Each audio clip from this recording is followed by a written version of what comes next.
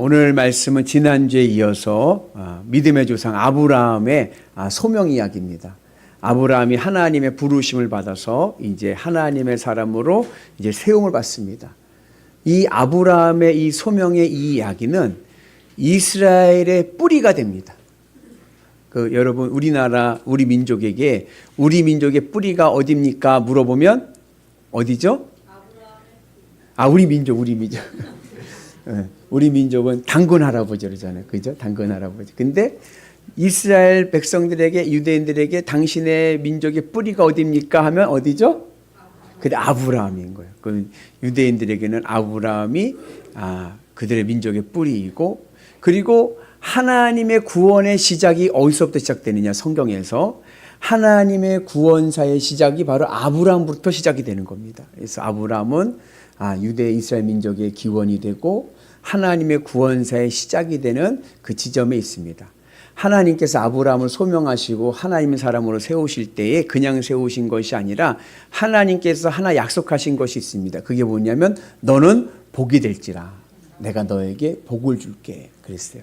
하나님이 아브라함에게 약속하신 복은 크게 세 가지입니다.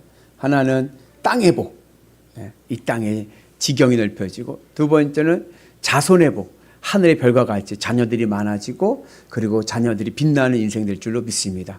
그리고 천하 만민의 복, 천하 만민의 복은 나를 통해서 많은 사람들에게 복이 흐르는, 하나님의 복이 흐르는 축복의 통로가 될 것을 우리에게 말씀하고 있습니다. 이 하나님의 복에는요 두 가지의 성격이 있습니다. 그것은 뭐냐면 선교성과 전달성입니다. 무슨 얘기냐? 하나님의 복을 받으면요 사람들이요 하나님 살아계심을 인정합니다. 그러니까 내가 노력을 하고 내가 수고를 하고 내 능력 안에서 하면은 뭐라 그래요? 그래 열심히 해서 수고해서 복 받았네 이래요. 근데 하나님이 주신 복을 받으면 사람들이 어떻게 여기냐면, 야, 저희는 정말 하나님의 복을 받았구나. 정말 하나님이 계시는구나. 전혀 불가능하고 전혀 어려운 일 가운데서도 하나님의 역사하심의 손길을 인정하게 되는 거예요. 그래서 세상 사람들이 하나님 살아계심 인정하는 선교적인 역사가 일어납니다. 그리고 전달성이 있습니다. 하나님의 복은 나로 그치는 것이 아니라 나를 통해서 천하 만민의 복, 나와 함께하는 동역자들, 친구들에게도 일터에게도 하나님의 복이 흐르고 또 내 자손들, 우리 자녀들에게도 하나님의 복이 흐릅니다. 바로 여러분들의 자녀들에게 하나님의 아브라함의 복이 흐르는 은혜가 있기를 축복합니다. 그래서 성경을 보면 아브라함의 복이 누구에게 흘렀느냐? 이삭에게 흘렀어요. 이삭에게. 그래서 이삭이 하나님의 은혜 안에서 그 흉년과 어려운 가운데서도 아브라함으로 인해서 100배의 복을 받습니다. 우리 같이 봅니다. 이 땅에 거류하면 내가 너와 함께 있어 내게 복을 주고 내가 이 모든 땅을 너와 네 자손에게 주리라. 내가 내 아버지 아브라함에게 맹세한 것을 이루어 네 자손을 하늘의 별과 같이 번성하게 하며 이 모든 땅을 내 자손에게 주리니 네 자손으로 말미암아 천하 만민이 복을 받으리라. 하나님께서 이삭에게 약속하신 복의 약속입니다. 근데 누구 때문에? 아브라함 때문에 아브라함에 약속했던 복을 너에게 주겠다. 그래서 이삭은요 아브라함의 복을 받아가지고요 늘 형통하고요 잘 되는 삶을 살았습니다. 그래서 아브라함도 여러분 그 이스라엘 이 가나안 땅은요 척박하고 물이 귀한 땅이잖아요. 근데 아브라함은요 땅을 파면 물이 나와. 땅을 파면 물이 나와. 근데 이삭도 아브라함 때 팠던 우물을 다 메꿨는데도 다시 파면 또 물이 나와. 여러분 우물 파보셨나요?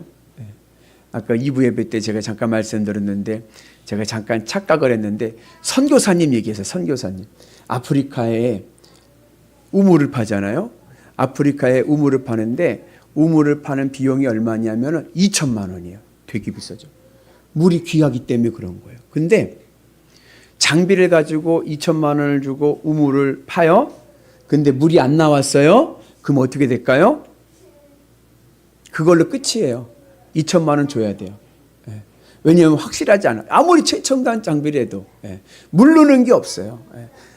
그래가지고 우물을 판다는 게 굉장히 어렵고 모험인데 이삭은 땅을 파면 우물이 계속 나오는 거예요. 우물을 파면 물이 나오는 은혜가 있는 줄로 믿습니다. 그래서 그 블레셋 그랄 왕 아비멜렉이 그 지역을 다스리던 도시국가 왕인데 이 아비멜렉이 이삭이 땅을 파서 물이 나오면 어떻게 해요? 뺏는 거예요. 우리 거야.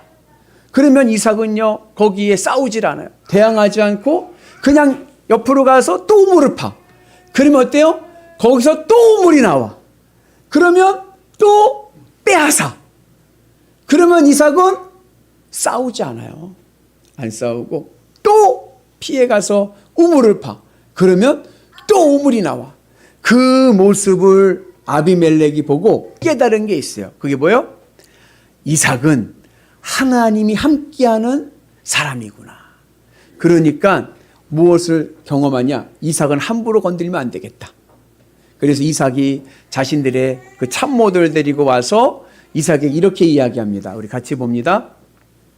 그들이 이르되 여호와께서 너와 함께 계심을 우리가 분명히 보았으므로 우리의 사이 곧 우리와 너 사이에 맹세하여 너와 계약을 맺으리라 말하였노라. 너는 우리를 해하지 말라. 너는 여호와께 복을 받은 자니라. 하나님이 너와 함께 하심을 우리가 분명히 보았다. 그러니 우리를 해하지 말아라. 너는 하나님의 복을 받은 자다. 그러한 인정을 받는 은혜가 있는 줄로 믿습니다.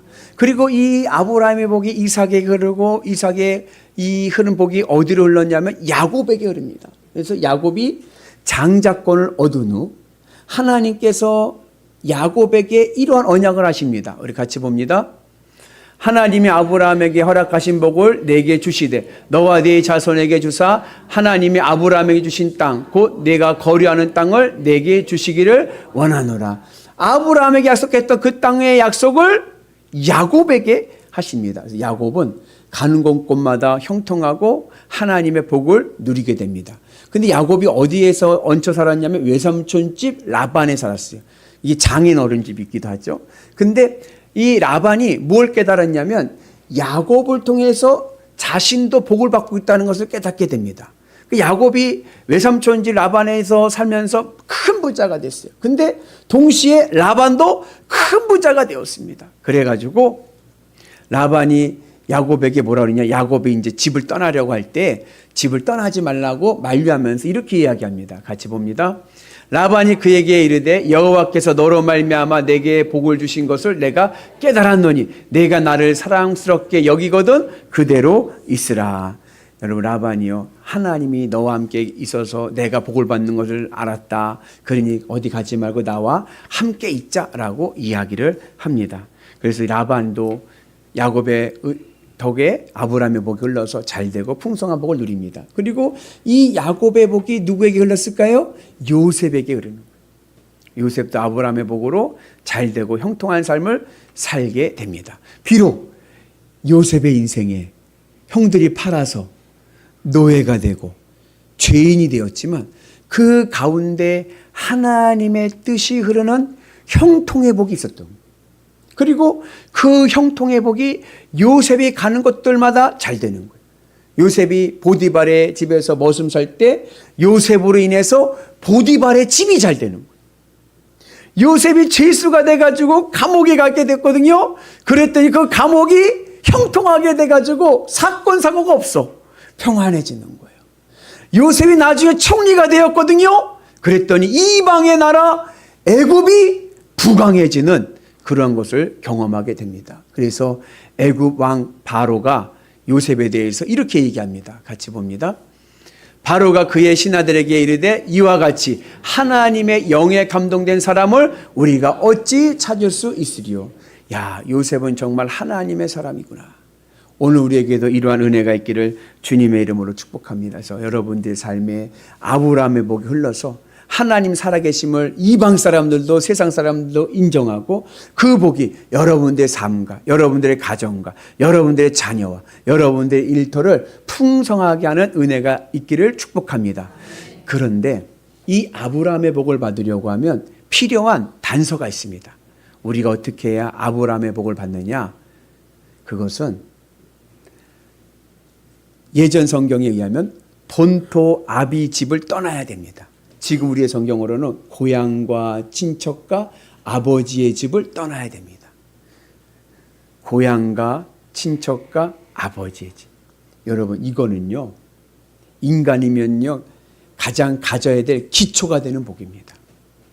예전에 우리나라에서 사주팔자로 1호 박사가 되신 분이 TV에 나와서 이야기하는데, 이번엔 사주팔자와 연관관이 데이터로 객관적으로 그분이 하는 말씀이 인간의 70%는 태어날 때 정해진다는 거예요.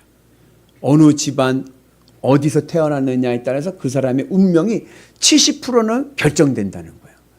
그러면 나머지 30%는 뭐예요? 노력과 선택인 거예요. 그 사람이 선택할 때, 우리가 인생의 선택이 있잖아요. 선택을 하고 노력할 때 우리 인생에서 변화시킬 수 있는 것은 30%밖에 안 된다. 그러니까 운명론자, 점 보는 사람들에게, 이 사주팔자를 따르는 사람들에게 중요한 게 뭐예요? 고향과 친척과 아버지의 집이 중요하죠. 우리는 이것을 은유적으로 뭐라고 표현해요? 수저로 표현해, 수저로. 여러분들은 태어날 때 무슨 수저 물고 태어났습니까? 어떤 분들은 태어날 때 금수저를 물고 태어나가지고 아무것도 안 하고 무능해 보여도 그냥 잘 되고 왜 편안하게 살아. 근데 어떤 사람은요, 흙수저를 물고 나와가지고 그냥 고생해도 늘 그 자리가 그 자리야. 이제는 개천에 용나는 시대도 지나간 것 같아. 너무나도 어려운 시대가 됐습니다. 그러니 하나님께서 복을 주실 거면 본토 아버지의 집 플러스 고향과 친척과 아버지의 집 플러스 땅과 자손과 천하만민의 복을 주셔야 되는데, 하나님은 그게 아니라 본토 아버지의 집을 떠나라. 고향과 친척과 그리고 아버지의 집을 떠나라. 여러분, 인생을 사는데요, 비빌 구석이 있어야 그래도 힘이 되고 도움이 되는 거예요. 그게 없으면 인생이 굉장히 어려운데, 하나님께서는 우리에게 그것을 내려놓고 아브라함과 같이 떠나면 하늘의 복이 오늘 내 삶 가운데 아브라함의 복으로 임할 줄로 믿습니다. 여러분, 본토 아버지의 집을 떠난다는 것은 세상에 대한 내 마음을 떠나는 겁니다. 이제는 내 마음이 세상에 두고 살아가는 게 아니라 하나님의 말씀을 두고 살아가는 거예요. 아브라함이 하란 큰 땅에서 먹고 살만 했을 때 그냥 살면 돼요. 그러나 그걸 내려놓고 무엇을 따라? 하나님 말씀 따라갈 때 아브라함의 복이, 여러분, 주님의 은안에서 아브라함을 믿음의 조상, 이스라엘의 뿌리, 구원의 시작점이 되게 한 줄로 믿습니다. 그 은혜가 오늘 우리 가운데 임하기를 주님의 이름으로 축복합니다. 그래서 오늘 우리도 하나님의 은안에서 아브라함의 복을 받는 은혜가 있기를 축복합니다. 그런데 여러분, 하나님의 복은요, 하나님의 시간과 하나님의 때가 있습니다. 과일도, 여러분, 봄에 맺는 과일이 뭐가 있죠? 앵두, 또 딸기, 봄에 나요. 그죠? 여름에 나는 과일은요, 수박, 참외. 가을에는요, 사과, 감, 배. 그죠? 다, 포도는 이제 추석 지나면 봄, 그죠? 이른 초, 여기 신담리 포도 최고로 맛있습니다. 그래서 때가 있는 거예요. 하나님의 복도에 때가 있습니다. 어떤 사람은 이른 때에 열매 맺기 시작하는 분도 있고, 어떤 때는 늦은 때에 열매 맺는 분들도 있습니다. 목사님, 하우스도 있어갖고 항시사철 잘 되는 사람도 있던데, 맞아요. 여러분, 하우스보다는요, 노지 자연산이 더 건강하고 더 맛있을 때가 있는 거예요. 제가 우리 영암에 목회할 때 저희 교우 중에 배가수원을 크게 하신 분이 있었어요. 근데 그분이, 그 배는요, 여러분, 심는다고 해서 거두는 게 아니에요. 몇 년을 키워야 됩니다. 수박은 봄에 심으면 여름에 따먹을 수가 있어. 금방 결과가 나타나. 근데 배를 하는데요, 5년이 걸린 거, 5년. 이 배가 자라서 열매를 맺어서 이게 상품 가치가 되는데 5년이 걸린 거예요. 한 번은 5년 되던 해인데, 제가 그곳에 가서 전도사 때군요. 전도사 때인데, 금요일 날 속회 예배를 드리러 그 집을 갔는데, 그 가정을 갔는데, 그 집사님이, 할아버지인데, 할아버지 집사님이 저한테 그러는 거예요. 비가 그날 왔거든요. 전도사님, 주일날 저희 가정이 교회 안 오면 저희 야반도주인 줄 아십시오 그러더라고요. 왜냐하면 그동안 5년 동안 가수원 하느라고 대출을 엄청 받은 거예요. 근데 이번에 결실을 못하면 이거 이제 부도 나네, 부도. 그래가지고 야반도주에 된다는 거예요. 얼마나 그날 밤에 얼마나 우리 합심해서 기도했는지 몰라요. 다행히 태풍은 왔는데 배가 떨어지질 않아서 그날 잘 돼가지고 이 대출도 잘 맞고 풍성하게 되었습니다. 여러분 때로는요 이게 금방 올 때도 있지만 때로는 기다려야 될 때가 있는 거예요. 인생도 마찬가지인 거예요. 모차르트는요 여러분 3살에 인생 열매를 맺기 시작했습니다. 이스라엘의 역사를 보면요 요시아라는 훌륭한 왕은요 8살에 왕이 돼가지고요 하나님의 사람으로 귀하게 쓰임받습니다. 솔로몬은요 20세 인생 열매를 맺어서요 지혜의 왕으로요 우리가 존경하는 왕이 되었습니다. 다윗은 30세 왕이 됐습니다. 예수님도요 공생애가 30세부터 시작했어요. 그러나 그걸 더 넘어서서 오늘 아브라함은 몇 세? 75세. 모세는 80세. 모세는 잘 나가다가 40살에 한번 꺾였어. 잘 나가다가 꺾여가지고 거의 폐인점 살다가 마지막 80세에 하나님의 쓰임받는 열매를 맺게 됩니다. 여러분 오늘 우리가 믿음 안에서 하나님과 함께하고 말씀 따라 살아가게 되면요 내 인생에 반드시 하나님의 복을 맺을 때가 있을 줄로 믿습니다. 그래서 여러분 중요한 것은 뭐냐, 남이 복 받는 거 부러워하지 마세요. 어우 저희는 하우스의 복을 받아갖고 항상 잘 되네. 아니요 나에게는 자연산의 큰 복이 더 임할 줄로 믿습니다. 그래서 여러분 더 건강하고 하늘의 복을 누리며 나가는 은혜가 있기를 주의 이름으로 축복합니다. 그래서 하나님께서 우리에게 복을 주실 때 하나님의 때가 있음을 믿고 믿음으로 나가셔서 우리의 삶이 늘 복되고 아름다운 삶을 살아가는 은혜가 되기를 축복합니다. 그래서 하나님의 때를 기다리며 하나님의 복을 기다리며 믿음으로 가게 되면요 그의 삶은요 아름답습니다. 여러분 아브라함이 소명을 받았을 때 나이가 몇 살이죠? 75세예요. 그의 부인 사라는 몇 살이냐? 65세입니다. 10살 차이입니다. 근데 성경은요 그 65세 사라를 뭐라고 그래요? 아름답다 이야기합니다. 여러분 65세 할머니가 육체적 관능적으로 아름다우면 얼마나 아름답겠습니까? 쭈글쭈글하지. 그 나라는 해는 엄청 세고 선크림도 없었을 텐데 그죠? 그 아름다움은 육체적인 관능미로 오는 아름다움이 아니라 고귀한 인품과 신앙의 깊이로 오는 아름다움입니다.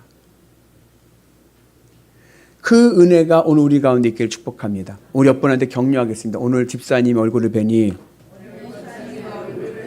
너무 아름답습니다. 아멘. 여러분들의 얼굴과 여러분들의 인상이 너무 아름다운. 그래서 막 주름이 생겼는데도 인생이 고생하면 주름이 생기잖아요. 주름이 생겼는데도 뭔가 다른 아름다움이 있는 거예요. 고귀함이 있는 거예요. 하나님의 복을 따르고 하나님의 때를 기다리고 믿음으로 가는 자는요 이 고귀함의 은혜가 있는 줄로 믿습니다. 그 은혜로 승리하시는 위대한 성도 되시기를 주의 이름으로 축복합니다. 그래서 아브라함이요 하나님의 은혜 안에서요 믿음으로 갑니다. 아브라함은 하나님의 말씀 따라 갑니다. 근데 그의 조카 롯이 있어요. 롯도 같이 가는데 롯은 아브라함 따라 갑니다. 여기 아주 중요한 신앙의 교훈이 있습니다. 오늘 4절의 이야기인데 아브라함은 하나님의 말씀을 따라가니 믿음의 완주자가 됩니다. 하늘의 복을 받는 자가 됩니다. 그런데 롯은 아브라함을 따라가니 시험과 원망과 불평과 낙심으로 넘어집니다. 여러분 신앙의 여정은요 말씀 따라가는 것이지 여러분 사람 따라가서는 안 되는 거예요. 믿음으로 가시고 말씀 따라가는 은혜가 있기를 주님의 이름으로 축복합니다. 그래서 주의 말씀 따라 가게 되면 하늘의 은혜가 임할 줄로 믿습니다. 그래서 하나님께 약속하신 가나안 땅에 왔어요. 근데 그 가나안 땅에 왔을 때 그 자리가 어디냐면 세겜입니다. 이 세겜이란 곳에 제단을 쌓고 아브라함이 하나님 앞에 예배를 드립니다. 근데 이 세겜이란 곳은 뜻이 뭐냐면 어깨. 힘, 능력을 얘기합니다. 우리말도 이런 말하면 죄송하지만 건달들을 뭐라고 그래요? 어깨 들어왔네. 어깨, 형님 이러자 어깨. 힘과 능력을 얘기하는 거예요. 하나님의 힘과 능력입니다. 그곳에서 제단을 쌓고 예배를 드리는데 그 다음에 8절에 보면은 그 세겜의 자리를 또 뭐라고 얘기하냐면 아이와 베델 사이에 제단을 쌓고라고 얘기합니다. 그러니까 비유적으로 얘기하면 우리 교회가 은대리에 있잖아요. 민복기 목사가 은대리에서 하나님 앞에 예배를 드렸다. 이것을 그 다음 절에서는 민복기 목사가 전곡과 연천 사이에서 하나님께 예배를 드렸다. 이렇게 표현하는 거예요. 근데 여기 중요한 신앙의 교훈이 있습니다. 여러분, 우리의 인생이 하나님의 어깨에 하나님의 힘과 능력을 받기 위해서는요, 필요한 신앙의 여정이 있습니다. 그것은 뭐냐면 아이로부터 베델로 가야 됩니다. 아이는 어떤 것이요? 아이란 뜻은 뭐냐? 폐허란 뜻이에요. 폐허. 본토 아비집을 떠나는 겁니다. 세상에 내 마음을 두었던 것을 다 떠나고 세상을 사랑하던 내 마음이 폐허가 되어야 돼요.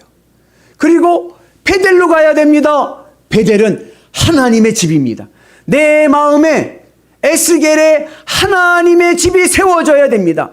그래서 내 마음이 이제는 세상으로는 죽고 주님으로는 살고 내 안이 주님으로 가득 채워져서 주님으로 기쁘고 만족한 하나님의 집이 되면 하나님께서 나의 힘이 되시고 나의 능력이 되시고 나의 어깨가 되어주셔서 내 인생을 복되고 아름다운 길로 인도하실 줄로 믿습니다. 그래서 우리의 인생이 늘 주님의 은혜 안에서 믿음의 길을 가시고 하나님의 뜻 안에서 복을 누릴 수 있는 은혜가 있기를 축복합니다. 아브라함이요, 가나안 땅을 따라갈 때 아마 제가 아브라함 같았으면 이걸 기대했을 거예요. 내가 명하는 곳으로 가라. 내가 거기다 복을 주겠다. 약속하셨어요. 그러면 그 땅은 아무도 안 사는 땅을 기대했을 것 같아요. 왜요? 가서 그냥 깃발만 꽂으면 돼. 내 땅 하고. 깃발만 꽂으면 내 땅. 그걸 기대하고 갔을 것 같아요. 아, 근데 가니까 어떻게 됐어요? 가니까 이미 임자들이 있는 거예요. 가나안에 사람들이 살고 있는 거예요. 인생은 뭐다? 인생은 타이밍이에요. 타이밍. 타이밍이 딱 맞아야 돼. 타이밍이 늦으면 안 되는 거예요. 그리스 신화에 카이로스라고 하는 기회의 신이 있습니다. 이 기회의 신의 형상을 보면, 조각상을 보면 어떻게 생겼냐면 머리카락이 어디에만 있냐면 이 앞에만 있어요. 앞에만. 뒤는요? 뒤는 대머리입니다. 아무것도 없습니다. 옛날에 그 유머 1번지에 탱자가라사대 탱자 생각하시면 돼요. 여기만 머리카락이 있고 뒤는 없어요. 그리고 날개가 있어요. 날개가 있고 발 뒤꿈치에 또 날개가 있어요. 무슨 얘기예요? 얼마나 빠른지 몰라요. 그냥 기회가 올 때 그 앞머리를 탁 잡아야지, 앞머리 아차 놓고서 뒷머리를 잡는 순간에 어떻게 해요? 미끄러져서 못 잡는 거예요. 인생은 타이밍인 거예요. 아, 하나님이 가라고 해서 왔어요. 그러면은 가나안 땅 아무도 없으면 깃발만 꽂으면 내 땅이 돼야 되는데 늦었어. 이미 사람들이 살고 있어. 그래도 하나님이 하시면 됩니다. 그 은혜가 오늘 우리 가운데 임하기를 축복합니다. 그러면 내 인생의 네 타이밍이 늦었을 때 그 늦은 타이밍 속에서도 하나님의 복을 받게 하기 위한 비결이 뭐냐? 그게 예배인 거예요. 그래서 아브라함이 가나안 땅에 도착해서 제일 먼저 한 것이 뭡니까? 예배하는 거예요. 아, 하나님 이게 뭐예요? 이미 사람들이 살고 있잖아요. 내 땅은 도대체 어디 있는 거예요? 불평하지 않고 제단을 쌓고 하나님 앞에 예배를 드리는 거예요. 오늘 우리에게도 그 은혜가 있기를 주의 이름으로 축복합니다. 그래서 여러분, 인생에 늦었습니까? 한 발 늦었습니까? 넘어지셨습니까? 여러분, 이 예배의 자리에 다시 일어서는 은혜가 있기를 주의 이름으로 축복합니다. 그러면 다시 한번 하나님의 은혜가 있고 하늘의 구원이 있고 하나님의 약속하신 아브라함의 복이 임하게 될 줄로 믿습니다. 그리고 아브라함의 복을 받은 자들은요, 마음의 상태가 어떠냐? 담대합니다. 담대. 여러분, 다윗과 골리앗 아시죠? 골리앗과 같이 큰 문제가 있어도요, 다윗은요 전혀 두려워하지 않고 담대합니다. 그러나 사울왕은 어때요? 사울왕은 골리앗 앞에서 벌벌벌 떨어. 그 차이가 어디에 있느냐? 그게 바로 하나님의 복을 받은 자와 하나님의 복을 받지 못한 자의 차이인 거예요. 믿음으로 아브라함의 복을 받은 자는요, 담대합니다. 그래서 여러분, 믿음의 은혜로 승리하는 거룩한 역사가 일어나기를 주의 이름으로 축복합니다. 그리고 담대한 믿음을 살아가는 사람은 인생의 방향성이 주님을 위해 살아갑니다. 사업을 하고 직장 생활을 하고 일을 해도 누구를 위해? 주님을 위해 일을 하는 거예요. 자식을 양육할 때도 누구를 위해? 주님을 위해 양육하는 거예요. 경제활동도 주님을 위해서 하고 자녀 양육도 주님을 위해서 하고 사회생활도 주님을 위해서 합니다.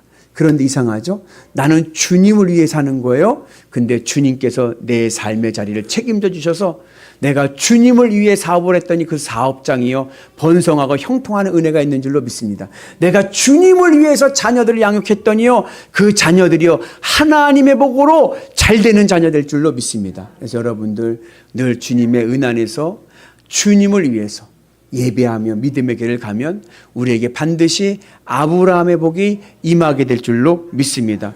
바라기는 오늘 내 마음이 이제는 본토 아비 집을 떠납시다. 세상에 마음을 뒀던 것, 내가 세상의 안식처, 안정거리, 안정감을 가지고 했던 것 오늘 그거 내려놓으시고 내 인생의 안정장치는 예수 그리스도.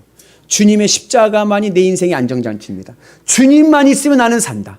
그 믿음을 가지고 말씀 따라 순종하면 반드시 아브라함의 복을 받을 줄로 믿습니다. 그래서 여러분들의 삶이 복되시고 여러분들의 자녀들이 잘 되고 여러분들이 사업장이 든든히 세워지시는 위대한 성도들 되시기를 주님의 이름으로 축복합니다. 내가 너로 큰 민족을 이루어 내게 복을 주어 내 이름을 창대하게 하리니 너는 복이 될지라.